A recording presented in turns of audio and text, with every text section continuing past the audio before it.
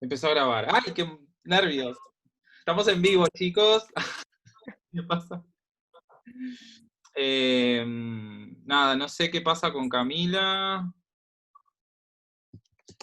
Está por conectarse y no sé quién más se iba a conectar. Bueno, Natu, no sé qué onda. A ver si está. ¿La N quién es? ¿Es Noelia o es Nati? Hay Yo me fui de uno, ¿eh? Está. Esa debe ser Nair que entra y descentra. Ahí va, es Nair, ahí está. Es que tengo la conexión un poquito mal, entonces saco el Ahí video, entró pero Camila. escucho bien. Tranqui, mi amor, tranqui. Saca el video nomás. Saca el video que no queremos verte. ¡Ay, qué hijo de puta! Ahí entró Camila, bien. Entró Camila, Natu capaz que entra más tarde, Regan va a entrar más tarde, y no sé si, y seguramente más tarde capaz que entra Natalia también. Hola Cami, ¿pudiste? ¿Cómo están? Sí, Ah, se divino. puso botón en internet. Sí. Bueno, nada, vamos a arrancar entonces. Y que se vayan conectando los que se vayan conectando. ¿Está? Bien. Los voy a silenciar. Lu, te silencio. Y te silencio. ¿Qué más? O silencio, autosilénciense. Y vamos a conversar. Bueno, ahora sí, oficialmente las presento. Claudia Mera, amiga, artista. O sea, yo la presento así, pero ella se puede presentar de una manera totalmente distinta. Ella es doctora, pero no doctora que te cure, pero te puede curar. Es abogada, ¿qué otra? Es pila de cosas, ¿tá? O sea, me aburre decir todas las cosas que es, pero una de las cosas importantes es que está hace un tiempo, que creo que lo hizo desde que inicia su vida, creo yo, está incursionando en profundidad en la semiótica y se va a volver de a poquito una semióloga, si es que ya no lo es, digamos. Nunca se sabe. No se sabe. No se sabe. Pero lo interesante que tiene Clau, por eso la traje al curso, por eso me interesa compartir con ustedes, es que es como una investigadora también desde lo transdisciplinario, desde los procesos, y una de las cosas que me gusta también de ella es que se aburre fácil de las cosas, entonces todo el contenido tiene como una ebullición, una efervescencia y una intensidad que cuaja mucho con mis procesos de trabajo, con mis proyectos, con mis evoluciones, con mis aburrimientos, y por eso hace muchísimos años que nos conocemos, y desde que lo conocimos creo que empezamos a hacer proyectos juntos, y bueno, este es uno de tantos. Así que Clau, Hola. ahí estás. Juntos hicimos trans. Yo no sé si les contaste de trans. No. Justamente trans. En realidad, para hablar de trans, sí, después les contamos un poquito, va a haber una clase especial, que es la clase que viene Norma Ambrosini, que es esta argentina, teórica y performer, que es Lome, Muy bien. y que la conocimos en un congreso de performance y de teatro, justamente, ¿no? Esta cosa de fusionar y transversalizar el teatro con la performance, que se hizo en la Universidad de Palermo, que justamente presentamos con Claudia el proyecto trans, y después presentamos otra ponencia que deviene de trans, pero era una ponencia un poco más teórica, donde empezamos a relacionar los afectos con la producción y los procesos, que eso fue una cosa que también dejamos como una punta abierta, después cuando lo hablemos, en algún momento solamente lo hablemos ahí, en esa clase, que va a ser dentro de 2 o 3 clases, ahí vamos a presentar bien lo que fue trans, mi idea es presentar bien lo que fue trans, pero si querés contarle un poquito, porque capaz que hasta tiene que ver un poco con lo que vamos a hablar ahora. Que cuente trans. Nada, o decile, bla, fue puff, esto, bomba de humo. En realidad, lo que hicimos con trans fue una investigación sobre los procesos de creación y las obras multidisciplinarias, sobre la base de que para Noelia pensamos un poco, después encontramos que tenía que ver con el teatro postdramático, pero era obviamente performático en el sentido de que no era teatral literal. O sea, lo que quisimos fue elegimos una obra que nos llegó, que se llamaba Juanito Profundo y la vagina, que se llama Juanito Profundo y la vagina de Laura Ingalls, que es una obra súper interesante de un dramaturgo chileno, que está escrita como para teatro, pero que nunca se había hecho así, y elegimos un espacio que era el espacio de arte contemporáneo, el patio de la ex cárcel de Miguelete, el espacio de arte contemporáneo. Y ahí estuvimos trabajando 6 meses con un actor, amigo, performer, Sergio Muñoz, que finalmente resultó que iba a ser ambos personajes. Entonces, investigamos en el espacio, investigamos en el texto, desarmamos la obra, vivimos ahí adentro, y presentamos esta obra que se terminó llamando Trans, no porque hubiera un hombre que se vestía de mujer, o que era una mujer que se vestía de hombre, sino porque era como atravesar un montón de cosas, ¿no? Porque además la gente venía y nada estaba dado, el espacio estaba abierto, habían algunas consignas, pero las personas podían ubicarse, caminar, estar en cualquier lugar, o sea, pasaban un montón de cosas que eran como procesos de investigación que estaban hechos con la gente que venía. El proceso nunca terminaba, el proceso seguía con la gente, y siguió después, y sigue. O sea, ahora Sigue. nos ponemos a hablar de la obra, va a ser parte de ese proceso porque van a surgir otras cosas. Entonces había intervenciones espaciales con cosas, había intervenciones con proyecciones, con 2 cañones, con Sergio en el espacio, con la gente que se ubicaba, que se desubicaba, o sea, y todo eso nosotros lo íbamos documentando en un blog, y las personas iban viendo lo que iba pasando. Y además creamos unas identidades en Facebook que también interactuaban con las personas, nosotros también nos transformamos en personas que no éramos nosotros. Entonces la obra también tenía que ver con ser y no ser al mismo tiempo yo, por ejemplo. Porque los personajes no eran Johnny Depp o Laura Ingalls, eran otras, o sea, no eran yo no soy Johnny Depp o yo no soy Laura Ingalls. Entonces era como un juego de... Vanguardista. No sé, o sea, un juego de límites, que eso lo vamos a ver ahora un poco cuando empezamos a hablar de semiótica, que tiene que ver con eso que yo les pasé, que en semiótica trabajamos mucho eso, de los límites y las fronteras, y de las cosas que son una cosa y a la vez no otra cosa, porque ese es el proceso de significación, ¿no? Yo soy una mujer cis, no soy un hombre cis, en principio, ¿no? O sea, para la denominación. Y en la semiótica estamos todo el tiempo trabajando sobre eso, sobre esto, que no es esto, que tiene relación con esto, dónde empieza y dónde termina. Entonces, nada, Trans después, si lo van a ver, es un proceso de investigación. No, fue muy divertido porque nos tomamos como la libertad de no presentar un resultado, sino de simplemente habilitar un proceso. Y que la gente lo pudiera ver. Había personas que no entendieron nada, y otras personas que se coparon y que siguieron el proceso. Y es un poco también lo que hicimos con Arte Degenerado, que también es como un proceso que va continuando, porque creo que también algo que tenemos en común con Fabricio es que nos interesan más los procesos que los resultados. Como es mucho más interesante todo lo que pasa que la foto, ¿no? Que la obra, o que el cuadro, o que no sé, porque todo lo demás es lo que hace que eso pase. Entonces, a mí en particular me parece mucho más interesante el proceso que el resultado. Si es que hay un resultado, ¿no? O sea, si uno recorta y muestra, es mucho más interesante todo lo que pasa durante, ¿no? Por eso también nosotros formamos como una especie de colectivo que se llamaba La Obra Ya Empezó, porque la obra empieza en el momento que uno piensa la obra, ¿no? Eso no lo dije yo, eso lo dijo, ¿cómo se llama? Daute, un director chileno-argentino, que decía, bueno, la obra de teatro empieza cuando el director la escribe, cuando el dramaturgo la piensa y la escribe, pero también para el público empieza cuando piensa que va a ir a una sala determinada.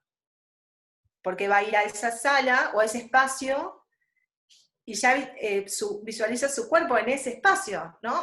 Me visto porque si la sala tiene calefacción, si no tiene calefacción. O sea, la obra empieza cuando yo me proyecto que voy a ir a un lugar a ver algo. Entonces eso también nos habilita un pensamiento crítico mucho más interesante, porque desde el momento que yo empiezo a pensar en eso, eso es parte, es cuerpo, ¿no?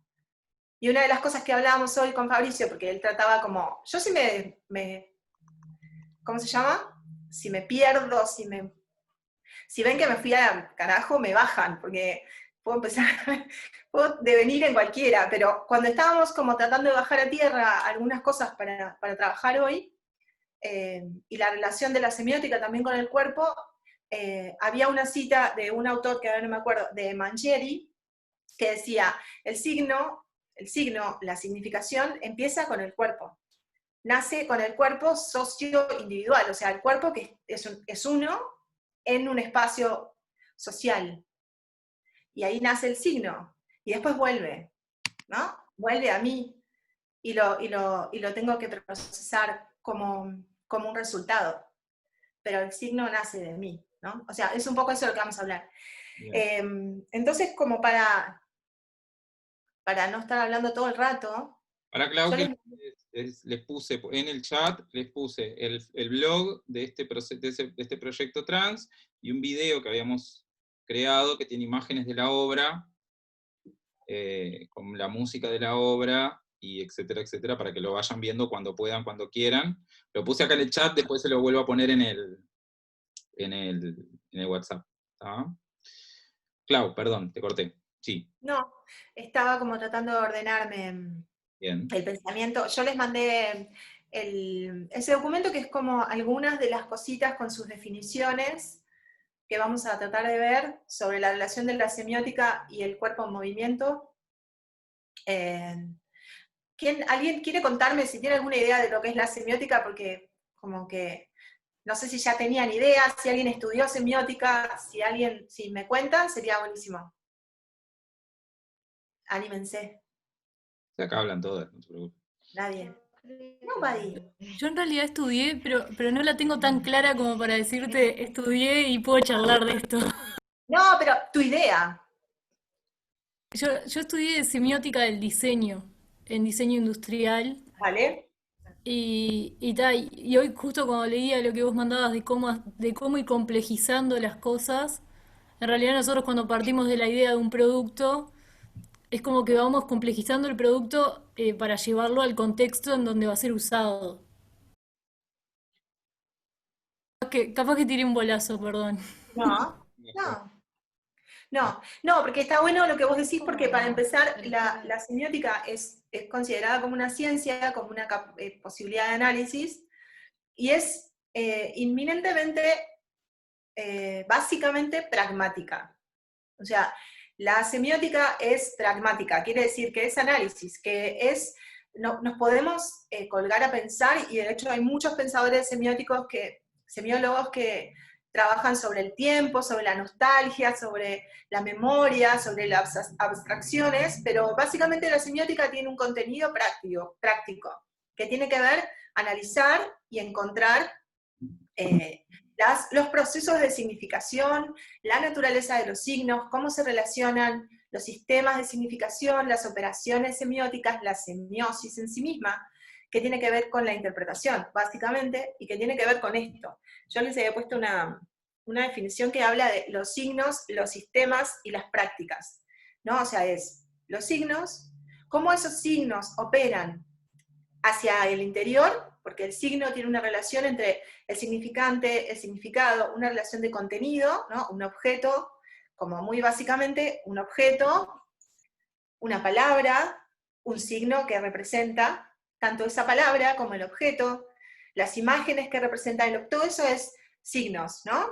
El icono, que es la representación visual, el símbolo, el signo, todos esos son signos, y hay una relación entre que si yo digo...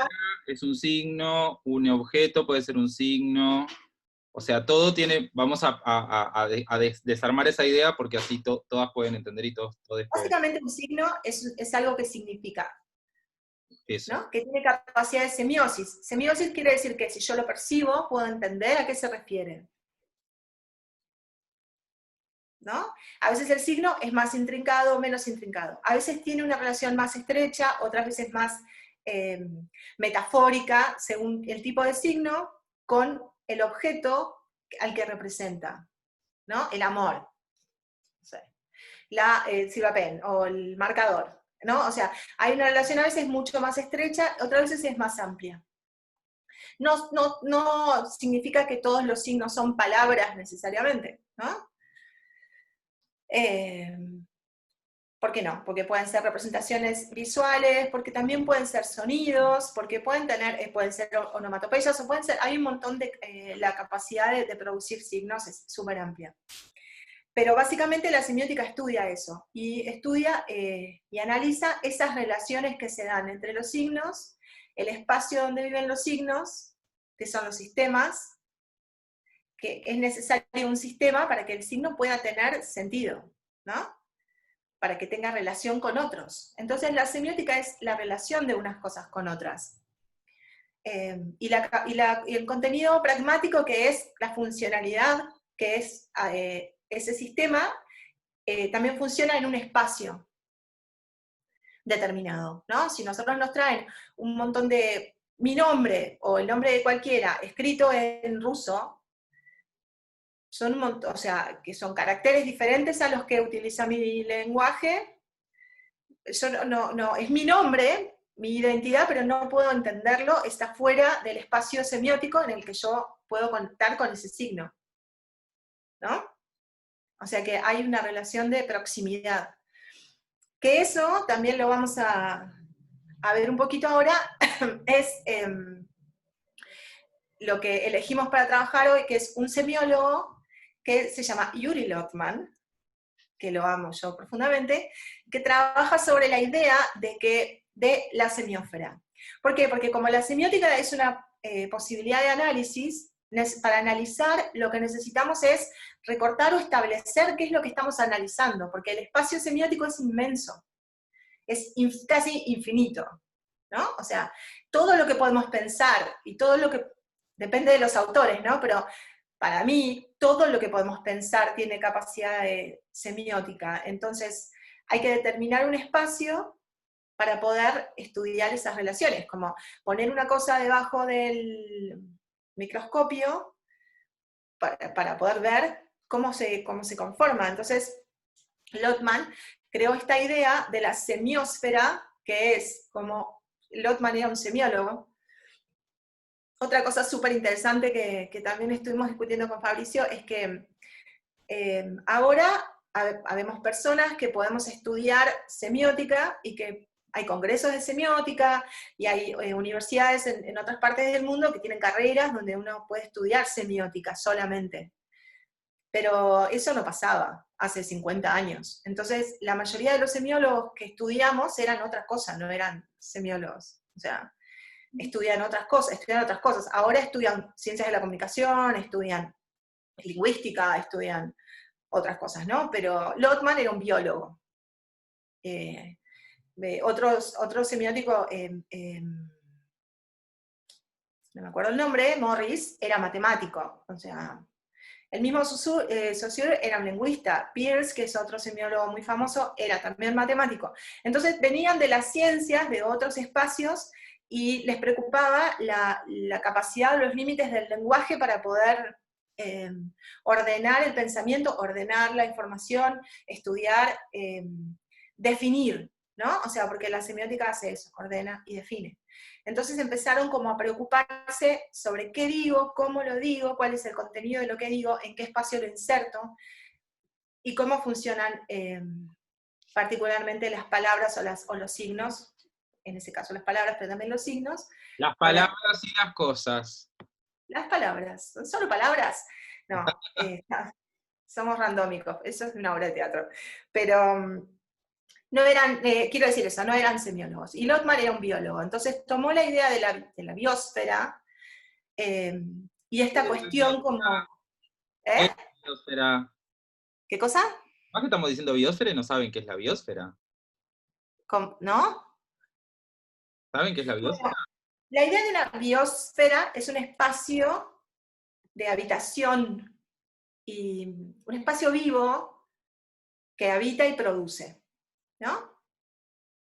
La Tierra, pero también un cuerpo, una célula. O sea, lo que tiene interesante Lotman es que utiliza un esquema que es exponencial o fractal, en el que la mínima, el mínimo recorte que yo analizo puede ser explicado con este esquema de semiósfera de la misma manera que el más grande recorte, ¿no?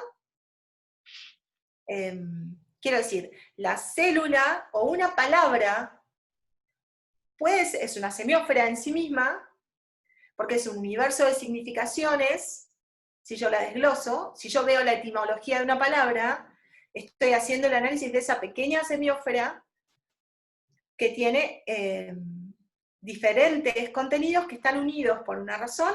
Es un sistema de signos más chiquititos, que además está inserto en otro sistema que tiene un espacio donde habita con un contenido práctico.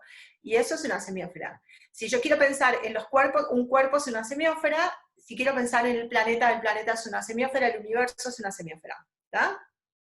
Pero también las ideas, o sea, la nostalgia, el amor, todos los contenidos, o sea, todo puede ser revisado con base a la idea de una semiósfera. Entonces, tomando esa idea, el cuerpo es también una semiósfera, y este semiólogo que trajimos hoy, que después les vamos a pasar el material porque es súper interesante, que se llama Ay, no me acuerdo. Fini, Fili, Fisi. Finol, Finoli, era Finoli. Finol, Lo pongo. Es toma un... el concepto de Lotman y dice, bueno, el cuerpo ¿De dónde es es Finol? Finol, ¿Pero de es dónde? francés, No, creo que es francés. ¿este no era venezolano, cubano? Es venezolano, perdón, es venezolano, todo mal. El otro es francés, el que hace citas muy lindas es francés. Dice cosas Finol es venezolano, tiene un libro precioso que se llama Corpósfera Antroposemiótica de los cuerpos, Antroposemiótica del movimiento, ¿no? Algo así. palabras que veo en sus caras que no dicen nada. No hay que asustarse, porque a veces, o sea, hay como muchas palabras porque tratamos de ser muy específicas. Pero él toma la idea de la semiósfera, entonces dice, el cuerpo es más que un cuerpo físico. O sea, creo que todos pensamos lo mismo, El cuerpo es una corpósfera. Tomá. Es un espacio semiótico, ¿no? ¿Entienden todo? ¿Quiere alguien preguntar algo? Capaz que Porfa. si yo hablo sola muy rápido me pierdo. Pregunten si se pierden, pregunten conceptos que no entiendan, si entendieron lo de la semiósfera. Si quieren aportar algo, si quieren decir si algo les resuena, si algo... Hablen, interrúmpanme. Porque la idea de acá es que no es la erudición por la erudición misma, o sea, no es porque sabemos. No, que además no existe, o sea, Claramente. No. O sea, la idea justamente es que ustedes entiendan y que después esto lo vamos a aplicar a algunos ejemplos que Clau trajo, que los mandó por el grupo, y otros ejemplos que yo voy a darles, pero que todo esto de que se habla también tiene una bajada a tierra y una bajada real, no es que queda en el concepto y en la idea, sino que esto, como Clau dice, o sea, la idea de semiósfera en un cuerpo, porque estamos hablando de algo que yo puedo percibir, que yo tengo también, ¿está? Por eso este teórico le dice carpósfera. Sí, estoy mirando si hay algo que no haya dicho o que tenga que decir. Por ahí vamos bien. Lu, ¿vamos bien? ¿Sí? ¿Te anotaste todo? Mirá que te voy a revisar el cuaderno, yo te lo firmo el cuaderno, como en el liceo, ¿te acuerdas? Te firmo el cuaderno. Entonces, algunas cosas que vimos ahí, como semiósfera, como corpósfera. Espacio semiótico es el espacio de la producción de sentido. Una discusión, ¿no está Natalia? ¿No vino? Puta madre, ¿vos crees que no? Porque una discusión muy, muy, muy intensa, que duró semanas, y todavía creo que me guarda rencor, Fabricio, es que los semiólogos, para estudiar la producción semiótica, llamamos texto a los productos, ¿no?, que estudiamos, a lo que vamos a estudiar. Entonces decimos que igual el sonido es texto, que la imagen es texto, texto no en el sentido literal de palabra escrita, sino texto de significante, de producción de sentido. Y ¿Se acuerdan acá cuando los performers, los dueños de los cuerpos, no quieren saber de nada con eso. Porque nosotros, ¿se acuerdan que nosotros hicimos mucho hincapié en que el cuerpo es un productor de significado? ¿Se acuerdan? Que no tiene que ver con...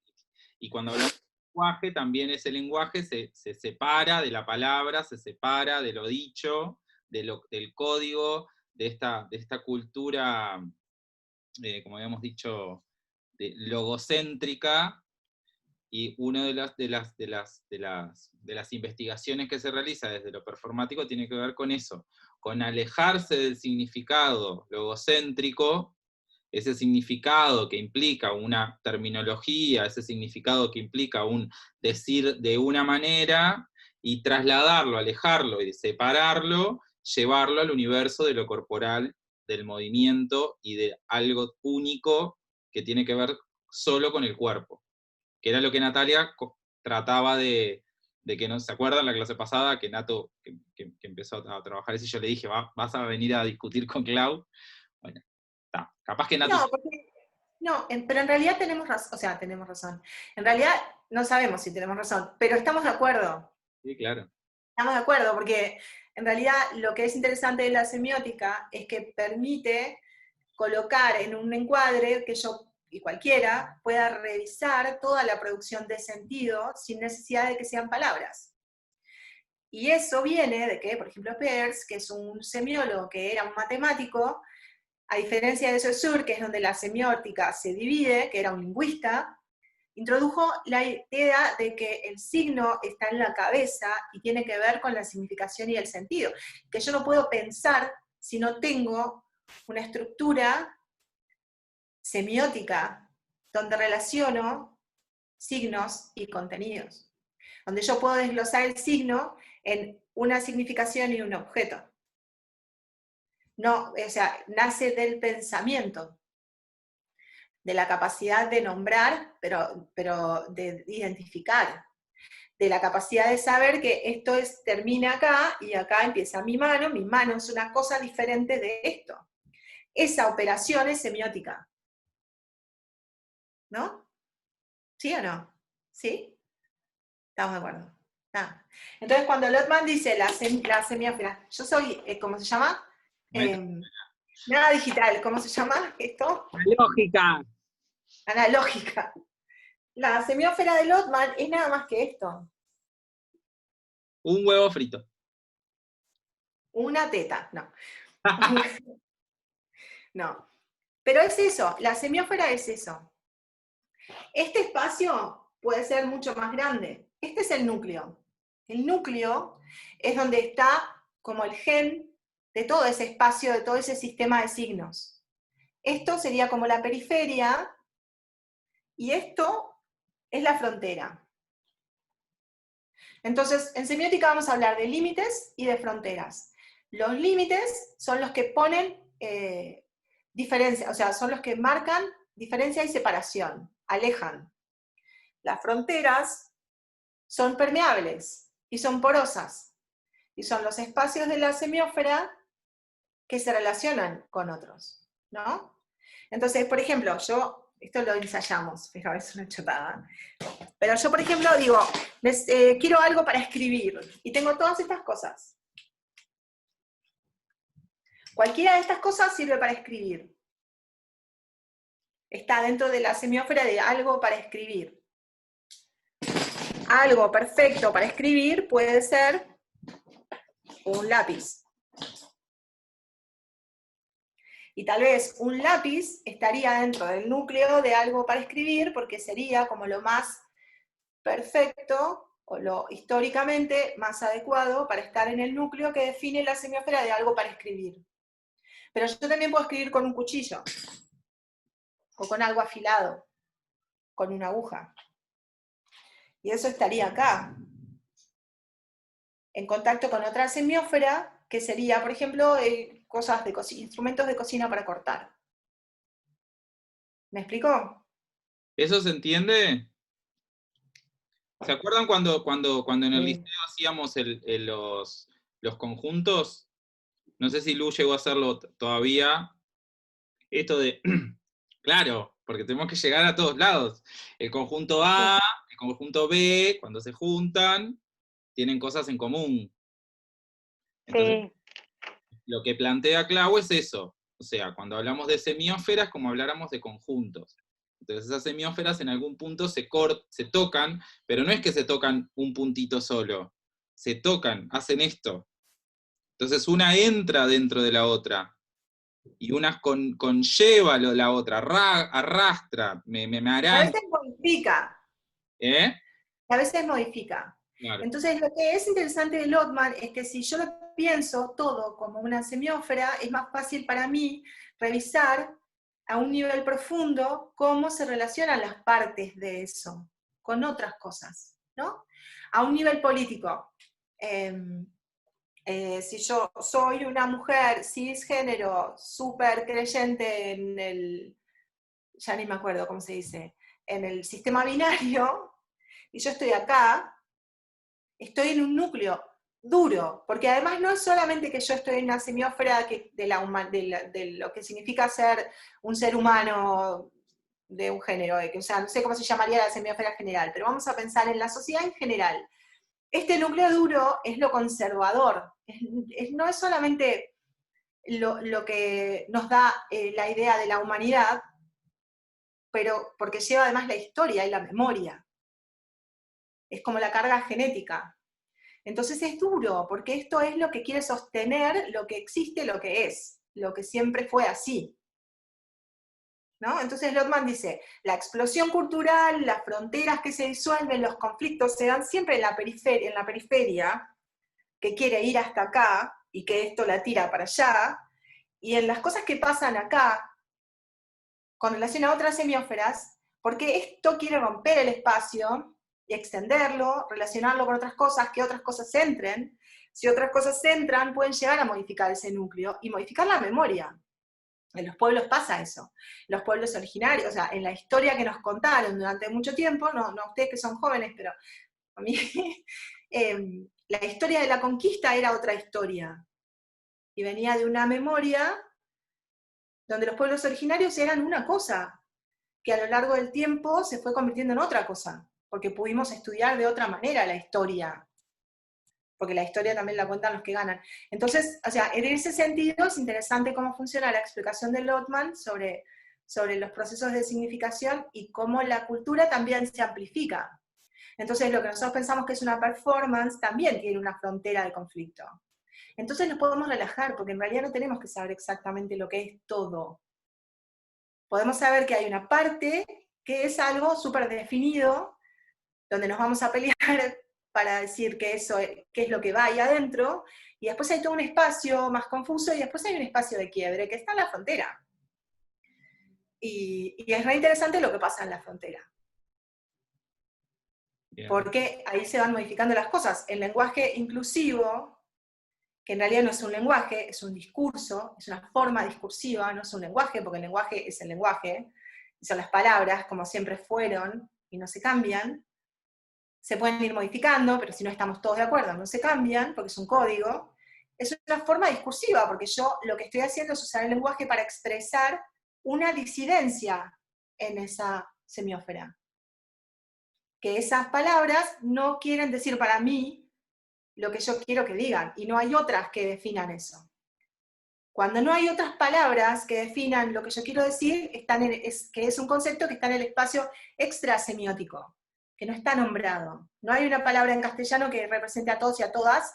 Entonces, ¿qué pasa? Yo empiezo a usar todas las formas de decir que todos, para mí, no quiere decir todos. Todos, o sea, no incluye a todo el mundo. ¿No? ¿Se entiende eso?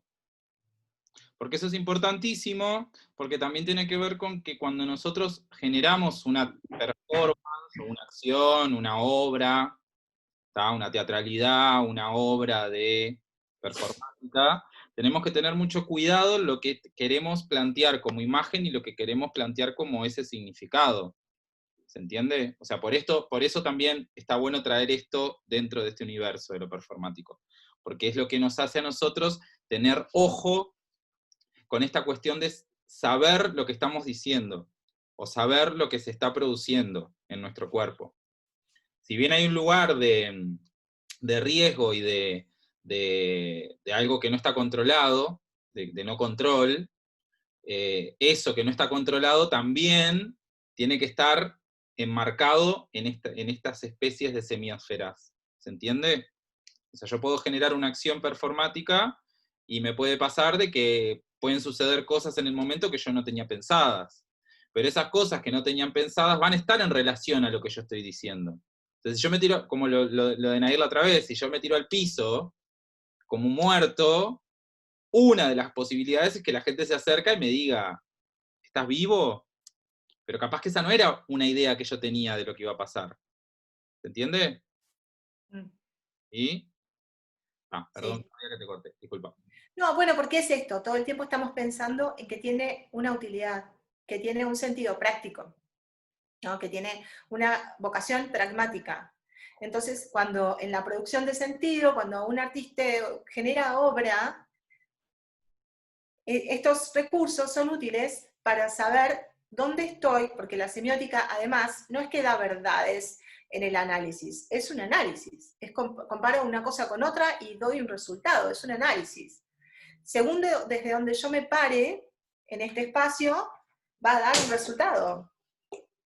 Desde donde yo me ubico, voy a mirar algo, como todo el análisis sociológico, científico, psicológico.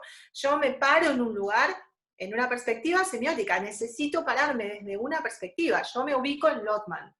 Me gusta Lotman, me ubico en esta perspectiva, entonces estudio desde este lugar. Hay otros semiólogos que estudian desde otros lugares las operaciones semióticas.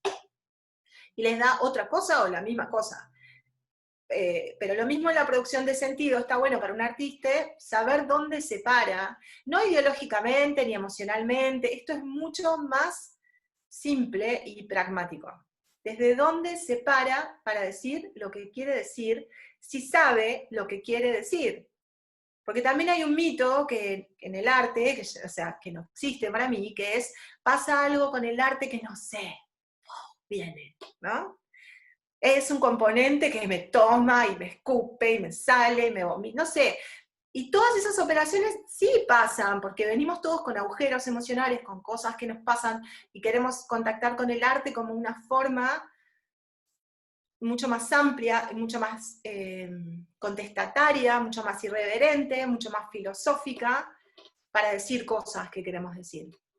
Pero está bueno, si vas a trabajar en eso, si vas a producir sentido en un mundo que tiene determinadas características, que sepas desde dónde vas a hacer eso y que lo que vas a hacer es lo que vos de alguna manera querés hacer.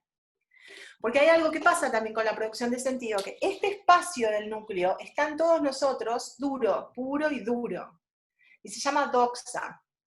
En el análisis del discurso lo llamamos doxa, que es toda esa memoria, casi genética, en parte genética, que traemos con toda la carga histórica y de memoria y de contenidos que tiene el lenguaje. Porque el lenguaje, como veíamos hoy, el signo es del cuerpo, viene del cuerpo, pero vuelve al cuerpo y lo performa. Entonces, Butler. Lo creo y sale a mi semiósfera y vuelve a mí cargado de memoria, cargado de sentido, cargado de un montón de otras cosas que tal vez no me gustan para nada, pero están en mí. Porque hay otro semiólogo, que es un crítico literario que se llama Bakhtin, que dice que las palabras vienen encadenadas con sentidos de millones de palabras que vienen. Y traen todo eso, como una cadena de significantes que vienen unidos.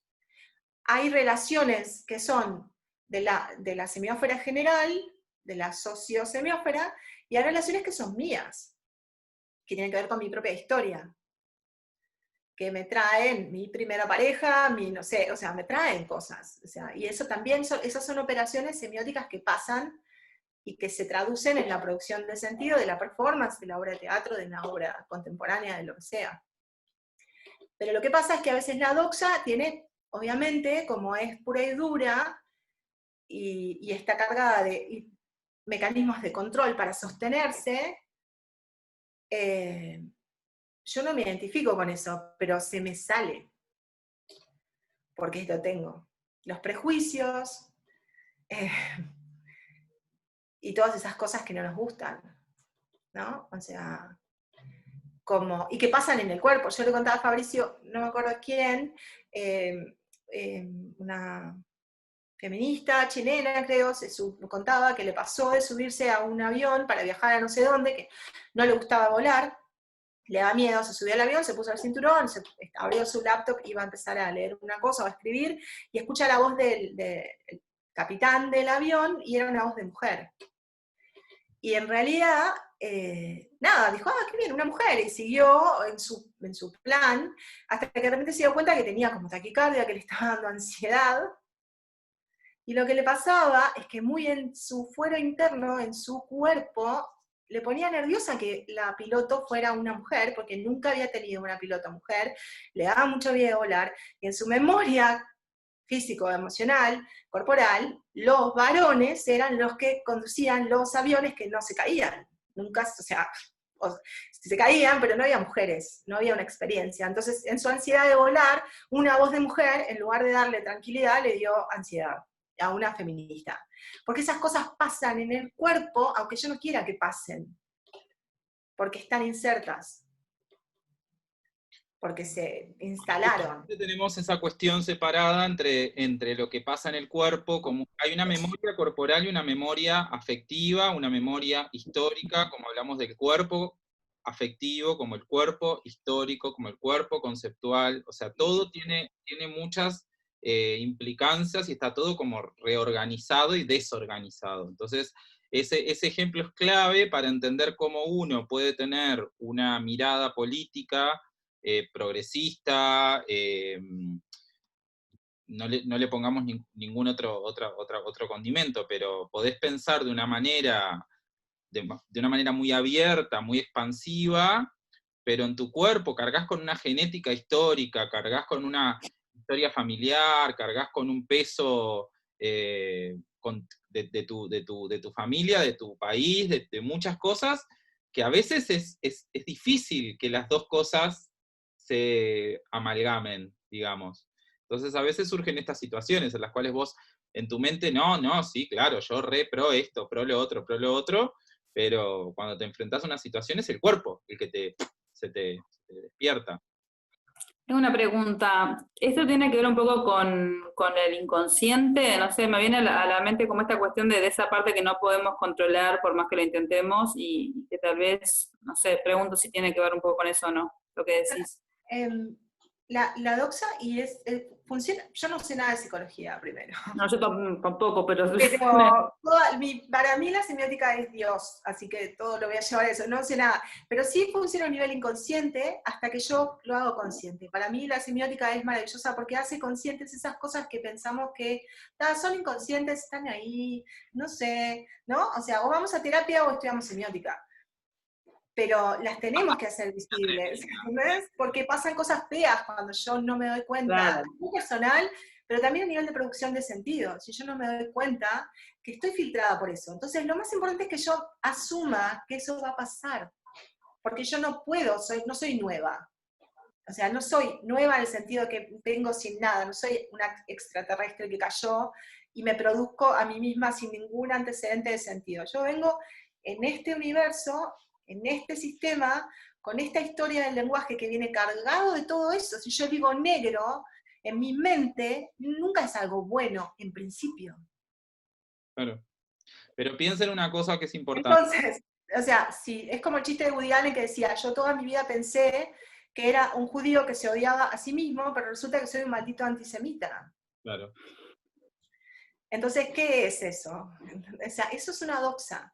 Y la tengo que ver, y la tengo que reconocer si la quiero desactivar, y si quiero producir desde otro lugar, porque si no a veces pasa que creemos que estamos produciendo desde un lugar con el que ideológicamente estamos afines, y no estamos. Y por eso también la mayoría de los problemas de comunicación tienen que ver con eso, porque algo que sale de mí, que llega a ti, que tú interpretás desde toda tu historia, de lo que cada palabra, además de lo obvio, significa, y vuelve, y va, y viene, y en el lenguaje y en la comunicación es una catarata de malos entendidos. Claro.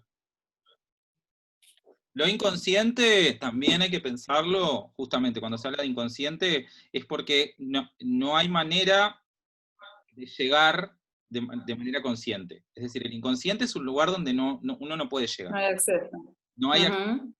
Entonces, vos lo que lográs hacer es encontrar pistas que te dicen, o que te dan a entender, de alguna manera, la profundidad del problema, o la profundidad de la circunstancia, la profundidad de lo que no está bien, o de lo que no parece que esté ordenado, no sé cómo llamarlo, pila de maneras, pero nunca es eso. Siempre hay algo más profundo, que no vas a poder llegar nunca. Entonces, esos son como capas. Siempre pensar en el inconsciente como una capa, como capas de capas de capas de capas. Por eso es tan difícil, tan complejo el psicoanálisis, y por eso hasta el día de hoy se siguen reteorizando, porque justamente se descubre cada vez la profundidad de las cosas. Por ejemplo, Lacan plantea que hay un lugar que a él le llama el real, o lo real, que justamente tiene que ver con eso, con lo que no puede ser nombrado. De alguna manera se relaciona con el inconsciente. Pero es eso que no se puede nombrar, es eso que no se puede llegar, que no se puede nombrar, y que a través del lenguaje uno intenta representar o conectar, y ahí se va todo al carajo en su teoría. Tampoco la conozco demasiado en profundidad, pero me parece muchísimo esa idea, como eso que no se puede nombrar, que hay cosas que no se pueden nombrar. Fabri, ¿me permitís? Sí. Voldemort, no, mentira. Una pregunta, o sea, me surgía esto de lo cognitivo, ¿no? Como también funciona así el aprendizaje, no hay una única forma de aprender, ¿no? Pero esto de lo cognitivo como corriente psicológica, que justamente son como escuelas rivales, podríamos llamarle, del psicoanálisis, parte de eso, ¿no? De que nuestra conducta está basada en un pensamiento, como en un mandato, y que eso también tiene que ver, o sea, el pensamiento es lenguaje, ¿no? Entonces, como esto que planteaba ella ¿cómo? Perdón, no retuve el nombre, perdón. Del avión, el ejemplo del avión, me salía eso, ¿no? Como a veces uno actúa, o sea, puede ser consciente también, o sea, que si siempre tuvimos una historia familiar donde, no sé, tuvimos poco cariño, o yo qué sé, o interpretamos que tuvimos poco cariño, o nos decían en la escuela no servís para nada, o sea, eso lo llevas para en tu vida adulta, y eso también tiene que ver con lo cognitivo, ¿no? Entonces el cambio de pensamiento es, o sea, llegar a la raíz de lo que te hace actuar de una determinada manera. No sé si, capaz que, perdón, que entreveré más, pero me salía esto de lo cognitivo más que el psicoanálisis, porque... Sí, a mí me hizo pensar en la percepción también. Las reglas de Gestalt también están inspiradas en eso, en la psicología conductual. Y tiene mucho de eso, de que en realidad es como un proceso inconsciente, pero que todos, si vemos una línea horizontal, nos genera calma. O sea, hay como determinados lineamientos que en la comunicación visual se usan mucho para generar en estos signos, o en estas producciones de sentido, como piques, que después son filosóficos, ¿no? Son cuestionantes, porque no sabemos si es lo que va a generar. Ahí es como otro campo de investigación de la interpretación, ¿no? Claro, También pero pensaba en eso. lo que vos decís es donde entra la semiótica.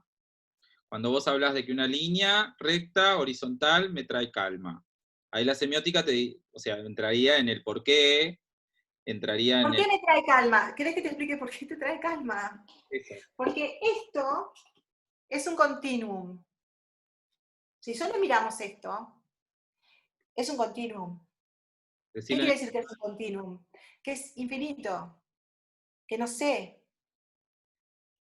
que no puedo definir, que no entiendo, que puede ser una cosa, otra, mil. Ese es el continuum. Si yo hago esto, Sabemos que podemos pisar. hay algo. No, hay algo. Hay algo. El continuum es el espacio de todo lo que existe. Semiótico, extrasemiótico, es si yo trato de imaginar el universo infinito. El infinito es algo que es muy angustiante para nuestro cerebro, porque no podemos describir, y sobre todo, porque ¿qué pasa? No tiene límites, no tiene fronteras. Entonces lo que hace Lotman es decir, hay todas las cosas que podemos, en las que podemos pensar y que podemos definir, tienen límites y fronteras. Cuando nada tiene límite ni frontera, es imposible de operar mentalmente sobre eso. Porque el cerebro necesita recortar y entender. Claro. Entonces, el continuum, que es lo que, si ustedes ven por ahí, es la palabra que utiliza Lotman, no sé cómo es que lo dice exactamente, pero la semiósfera es un continuum semiótico, pero está en un espacio definido, está dentro de fronteras, está en un espacio. Es un continuum, pero está en un espacio. Y ahí hay cosas distintas, cosas que se pelean, cosas que se llevan bien, cosas que operan. Está en un espacio. Cuando yo puedo establecer un límite, tengo más calma, entiendo de lo que estoy hablando y puedo realizar otras operaciones porque establezco un límite. Ahí capaz ¿No? que lo podés relacionar con esto de la frontera del cuerpo, para seguir un poquito con esto de lo que habías planteado vos, de la espacialidad corporal, del material. Sí. Así no nos seguimos yendo por la rama. Quería decir algo, no me acuerdo qué quería decir, pero vamos a ver esto del cuerpo. Este autor que a mí me encanta, que es Merleau-Ponty, dice, el contorno de mi cuerpo es una frontera que las relaciones ordinarias del espacio no logran superar.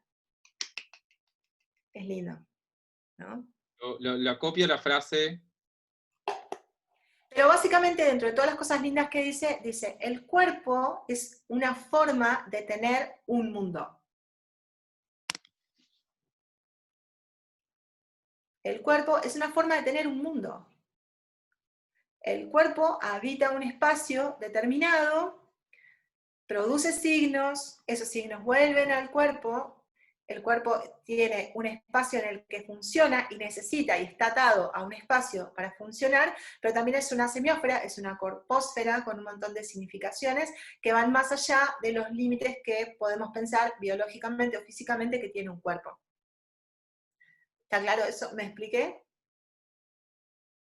Seguro. Y eso que él dice, que el cuerpo es una forma de tener un mundo, es que es el cuerpo el que me permite experimentar el espacio semiótico, la comunicación, todas las cosas que significan. Es como, por eso es Dios la semiótica, porque el cuerpo es a través de que yo puedo conocer. No es la mente es la que me cuenta todo lo que estoy percibiendo, a veces bien, a veces mal, a veces totalmente mal, pero es el cuerpo, la forma de tener un mundo, la forma de observar el mundo, la forma de pensar el mundo, la forma de conocer, experimentar, transformar, intervenir, tener un mundo. No solo un mundo propio, tener un mundo. O sea, en todos los sentidos posibles, metafóricamente está buenísimo eso. Entonces, Finol también de lo que habla es, bueno, está bien, pero también tenemos que saber, el cuerpo es una corpósfera y tiene límites y fronteras. Tiene más fronteras que límites, más límites que fronteras, según la idea de donde yo me ubique con relación al cuerpo. Dice, bueno, tiene una frontera que es la piel, qué tan permeable puede ser o no la piel. La piel es un sistema semiótico. Si es blanca, si es negra, si es amarilla, si tiene manchas, si tiene, o sea, todo lo que es la piel y la parte externa del cuerpo, es un sistema semiótico que ya viene cargado. La forma del cuerpo, el cuerpo sano, el cuerpo enfermo, el cuerpo viejo, el cuerpo joven, alimentado, mal alimentado, excesivamente alimentado. Todos esos son espacios donde se mueve el cuerpo. Y son espacios semióticos. Porque no es lo mismo ser gordo, ser flaca, ahora que en el Renacimiento, que en la Edad Media, estar bronceada, no estar bronceada, ahora que en el Renacimiento, que en la Edad Media. Tener canas, no tener canas, todo eso que ustedes ya saben. ¿No? Entonces, también la ropa es un sistema semiótico que pone fronteras o límites al cuerpo. Y que está expresando, haciendo semiosis, semiotizando el espacio. O sea, no solo el movimiento del cuerpo, sino todas estas cosas que pasan cuando el cuerpo está quieto. El medio ambiente físico, el espacio que tiene el cuerpo para moverse, no es lo mismo un cuerpo en la cárcel, un cuerpo dependiente de un aparato, un cuerpo con una prótesis, un cuerpo como nuestros cuerpos ahora que viven ¿cómo se dice? Pegados a la prótesis del celular, que es una prótesis. Y cómo nos relacionamos con esa prótesis, los lentes, no sé, o sea, todo lo que es el medio ambiente externo y los otros cuerpos. Cómo nos relacionamos con los otros cuerpos, y finalmente la semiósfera que está englobando todo eso. Esos son espacios que este autor delimita como para poder analizar el cuerpo. Y el espacio que habita el cuerpo. Ese es Finol, el que habla de... Ese es Finol.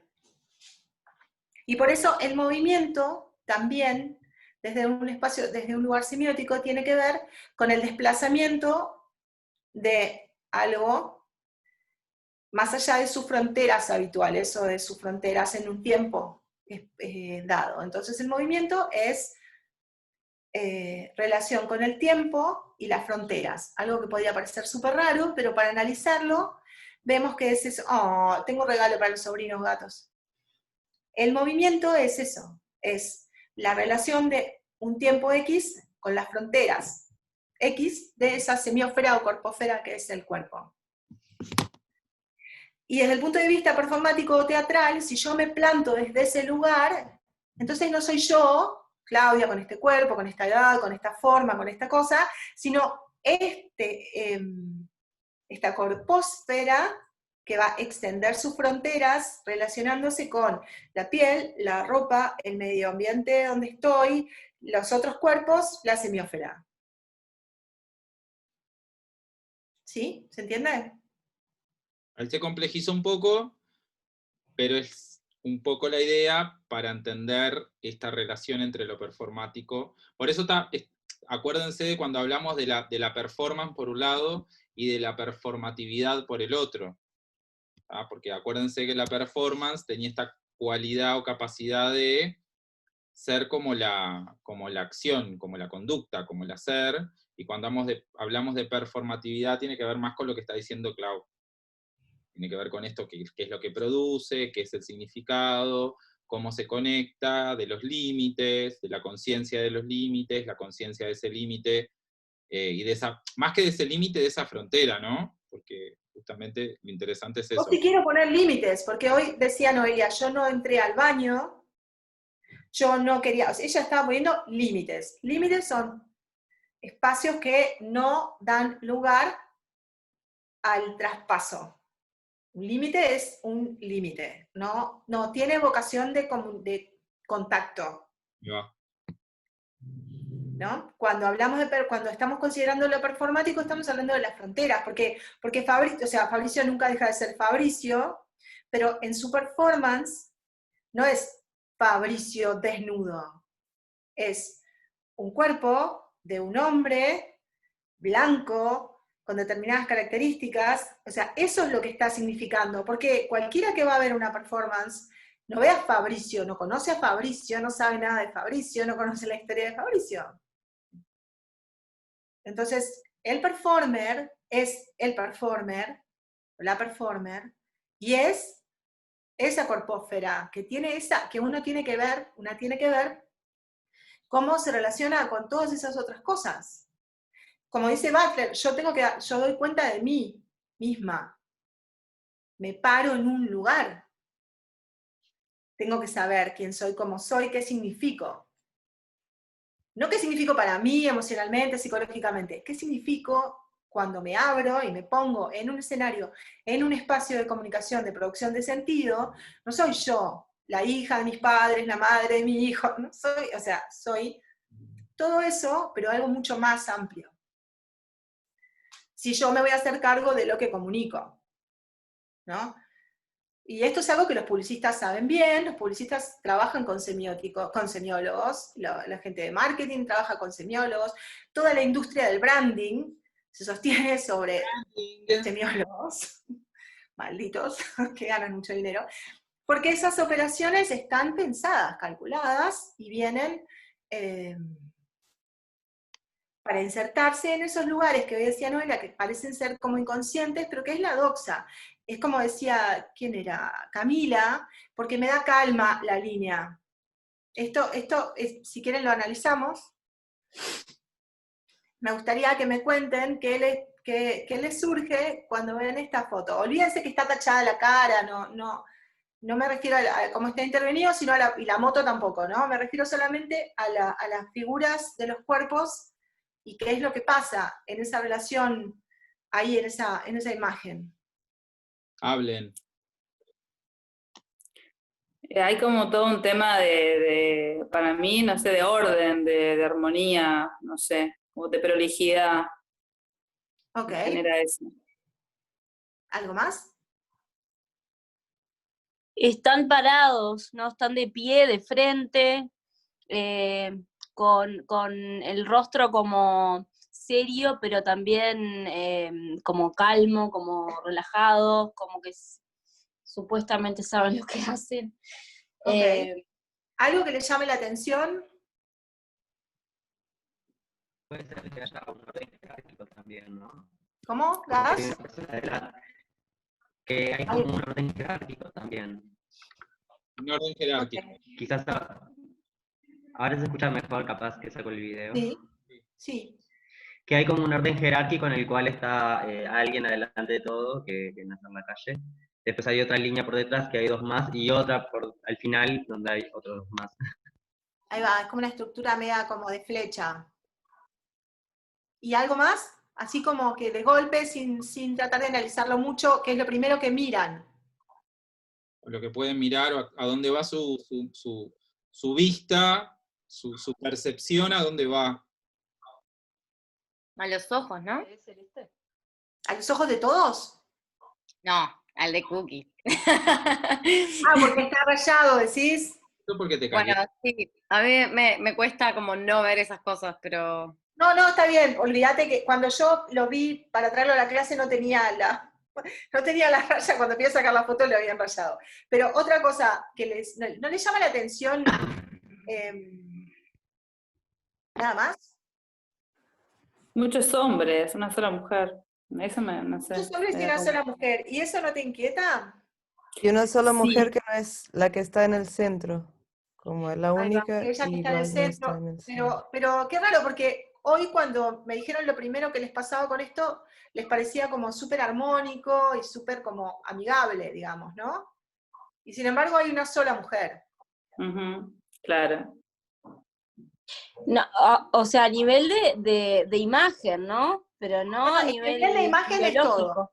A Es nivel de imposible separar lo ideológico, a mí me parece imposible. No, olvídate de lo ideológico, pero, o sea, es un relevamiento objetivo. Son un montón de hombres, hay una sola mujer, la mayoría Sí, de y hay los dos que están más descubiertos que otros, que están como más tapaditos. están más tapados, pero en general el espacio parece armónico, como muy amigable, como que están... Y colores. Sí, están como muy, sí, no es una imagen que, a pesar de que son un montón de hombres y una sola mujer, no me presenta un conflicto, ¿no? ¿O sí? Sí, yo creo que sí. A ver, ¿a qué? ¿Por qué? Porque una de las cosas que me llama la atención es que hay esta mujer y que no está en el centro. ¿Por qué? ¿Debería estar en el centro la mujer?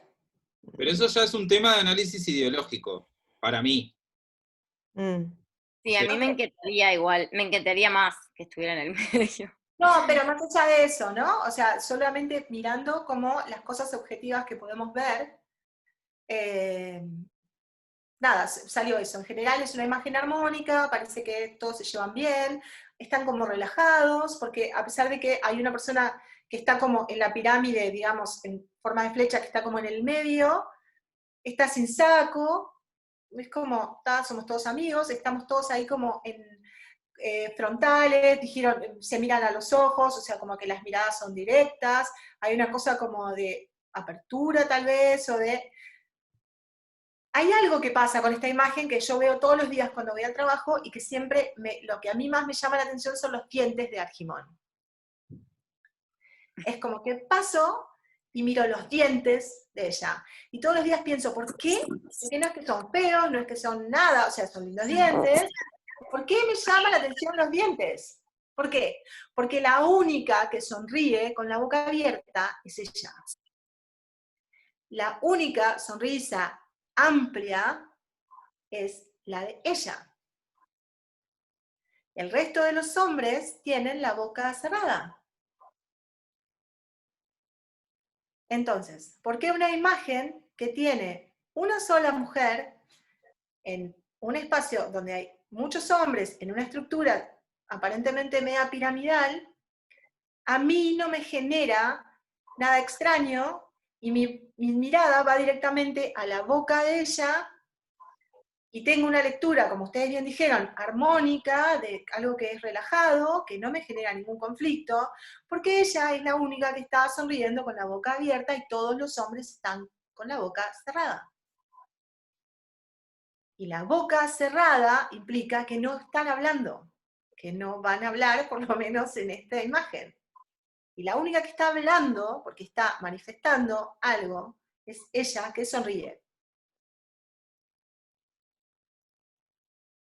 Entonces, la armonía en este espacio, que además sabemos que pertenece a un partido X, que más allá de que estemos o no de acuerdo, es un partido tradicional, mayoritariamente masculino, con determinadas posturas sobre determinadas cosas, pero la figura más importante de esta imagen no es el cookie, es ella que te mira de frente y sonríe.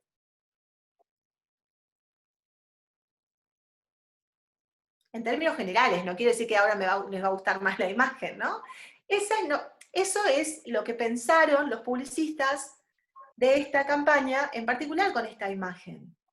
Que no es casual, no es que justo todos ellos cerraron la boca para sonreír, ni es que justo él no tenía saco ese día, ni es que justo ella sonríe y muestra sus dientes blancos y nuevos y todo. Los dientes nuevos. No sé, o sea, a mí me llamaba mucho la atención porque me parecía que era algo como intencional, y es intencional, porque está pensado para darle un lugar preponderante a una mujer en un partido tradicional de hombres, con un candidato masculino, con figuras